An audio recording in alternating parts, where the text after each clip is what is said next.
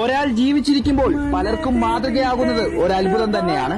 എന്നാൽ മരിച്ചു മൺമറഞ്ഞവൻ എത്ര കൊല്ലങ്ങൾ കഴിഞ്ഞിട്ടും മരവിക്കാത്ത ചരിത്രമായി മനസ്സിൽ കിടപ്പുണ്ടെങ്കിൽ അയാൾ പ്രതിഭാസം തന്നെയാണ്.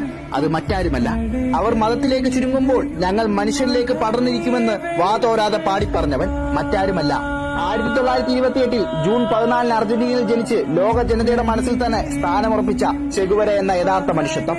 അതെ, അന്ന് കൊല്ലാൻ വന്ന ആരോഗ്യ പ്രശ്നങ്ങളെ കാറ്റിൽ പറത്തിയവൻ തന്നെ ചികിത്സാ ലോകത്ത് പഠനം കഴിഞ്ഞ് ഡോക്ടറിന്റെ കുപ്പായം നേടി വെളിയിൽ വന്നപ്പോൾ അന്ന് ലാറ്റിൻ അമേരിക്കയുടെ പല ഭാഗങ്ങളും 4000 കിലോമീറ്ററോളം ദൂരം ബൈക്കിൽ സുഹൃത്തുമായി ചുറ്റാൻ കിട്ടിയ അവസരം അവൻ മുതലാക്കി.